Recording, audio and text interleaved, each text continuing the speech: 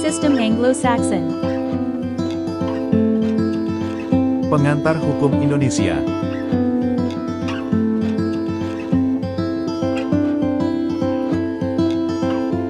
Assalamualaikum warahmatullahi wabarakatuh. Shalom, salam sejahtera, Om Swastiastu, Namo Buddhaya, salam kebajikan. Salam sejahtera untuk teman-teman semua. Perkenalkan, nama saya Kahesha Alika Intan Mawadah dengan NPM 2551096, mahasiswa Fakultas Hukum Universitas Internasional Batam dari kelas 1 IPA. Jadi pada kesempatan kali ini saya akan menyajikan video pembelajaran dengan topik yang sangat fundamental dalam pembelajaran pengantar hukum Indonesia, yaitu sistem Anglo-Saxon. Tujuan pembuatan video ini adalah untuk memberi pemahaman kepada teman-teman semua secara konseptual mengenai sistem hukum Anglo-Saxon, menjelaskan mulai dari karakteristik, dasar pemikiran, serta mengaitkannya secara kritis dengan realitas sistem hukum Indonesia yang secara historis menganut tradisi civil law namun tidak sepenuhnya steril dari pengaruh common law itu sendiri. Secara umum, sistem hukum di dunia terbagi menjadi dua kelompok besar yang paling dikenal. Yang pertama ialah Eropa kontinental atau civil law dan Anglo-Saxon yang dikenal sebagai common law. Sistem hukum Anglo-Saxon yang dikenal sebagai common law adalah sistem hukum yang pertama kali berkembang di Inggris, kemudian menyebar luas ke Amerika Serikat dan negara-negara bekas koloninya. Ciri utama dari sistem ini adalah bahwa putusan hakim atau jurisprudensi menjadi sumber hukum utama. Artinya, hukum tidak semata-mata lahir dari undang-undang tertulis, melainkan dari keputusan pengadilan yang kemudian dijadikan preseden untuk perkara-perkara serupa di masa mendatang. Dalam sistem Anglo-Saxon, hukum dipandang sebagai sesuatu yang living law atau hukum yang hidup, yakni hukum yang tumbuh, berkembang, dan menyesuaikan diri dengan dinamika sosial masyarakat, bukan sekedar normatif yang kaku. Secara konseptual, sistem hukum Anglo-Saxon bertumpu pada prinsip stare decisis, yaitu kewajiban hakim untuk mengikuti putusan sebelumnya dalam kasus yang memiliki fakta hukum serupa. Fondasi utama yang menopang seluruh sistem Anglo-Saxon itu adalah prinsip preseden atau yang teman-teman lebih familiar dengan prinsip stare decisis. Ini adalah dasar hukum tak tertulis yang sangat relevan dalam sistem ini.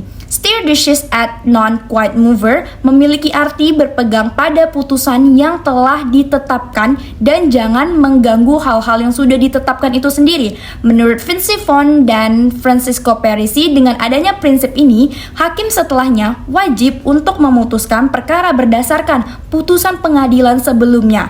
Prinsip preseden memberikan stabilitas dan keberlanjutan dalam sistem common law itu sendiri, memastikan bahwa dalam kasus yang sama, pengadilan akan mengikuti putusan sebelumnya, sehingga ada kesamaan putusan terhadap kasus serupa. Berbeda nih dengan sistem Eropa kontinental atau civil law yang mengutamakan kodifikasi dan peraturan perundang-undangan,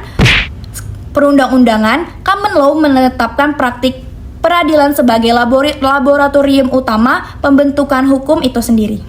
Selanjutnya, mari kita ambil contoh kasus hipotetik untuk mengilustrasikan prinsip stare decisis. Jadi teman-teman bisa bayangkan pada tahun 2020 di negara X menganut common law. Lalu ada kasus Smith versus Jones mengenai pertanggungjawaban ganti rugi atas kecelakaan lalu lintas. Lalu hakim memutuskan bahwa pengemudi yang lalai secara mutlak bertanggung jawab atas semua kerugian korban. Lalu 2 tahun kemudian, pada tahun 2022, muncul nih kasus serupa, Brown versus White. Dalam sistem Anglo-Saxon, hakim pada kasus Brown versus White wajib menggunakan putusan Smith versus Jones sebagai preseden yang mengikat. Artinya, jika fakta kasus yang sama, hakim harus memutuskan bahwa pengemudi yang lalai dalam kasus Brown versus White juga bertanggung jawab secara mutlak. Ini adalah penerapan langsung dari stare decisis yang menjamin kepastian hukum dan keadilan berdasarkan pengalaman yang ada di masa lalu. Nah teman-teman, walaupun sistem Anglo-Saxon sangat mengutamakan jurisprudensi, analisis kritis menunjukkan bahwa sistem ini tuh memiliki keunggulan dan juga tantangan dalam realitas global. Sistem ini tuh dikenal sangat fleksibel, adaptif. Putusan hakim dapat segera menyesuaikan diri dengan perkembangan sosial, teknologi, ataupun ekonomi yang baru, jauh lebih cepat daripada proses legislasi undang-undang tertulis. Ini adalah refleksi kritis bahwa hukum harus ditemukan dan dikembangkan oleh masyarakat itu sendiri, bukan hanya oleh undang-undang. Kaitannya dengan Indonesia, secara historis Indonesia menganut Eropa kontinental atau civil law yang dibawa oleh Belanda. Namun di era reformasi, pengaruh common law mulai terasa, terutama pada ranah hukum perdagangan dan juga hukum ekonomi sebagai konsekuensi dari pergaulan dunia. Contohnya nih, kayak pranata hukum asing dan penggunaan putusan hakim yang mulai diakui sebagai sumber hukum sekunder di Indonesia, menunjukkan adanya perpaduan yang oleh Prof. Mahfud MD disebut sebagai sistem hukum Pancasila yang prismatik, mengambil hal baik dari seluruh sistem. Refleksi penting dari pembahasan kita pada hari ini adalah bahwa tidak ada sistem hukum yang sepenuhnya superior, melainkan sistem Anglo-Saxon unggul dalam fleksibilitas. Namun, civil law juga memberikan kepastian melalui kodifikasi. Tantangan Indonesia ke depannya bukanlah memilih antara Anglo-Saxon ataupun civil law, melainkan membangun sistem hukum nasional yang berakar pada Pancasila, responsif terhadap keadilan sosial, dan yang paling penting mampu menjawab kebutuhan masyarakat modern.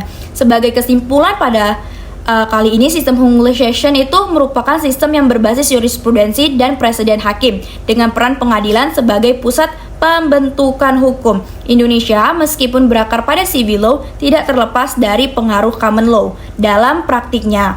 Memahami sistem hukum bukan hanya soal teori, tetapi tentang bagaimana hukum bekerja dalam realitas sosial. Karena pada akhirnya, hukum yang baik adalah hukum yang hidup dan dirasakan adil oleh masyarakat. Terima kasih atas perhatiannya.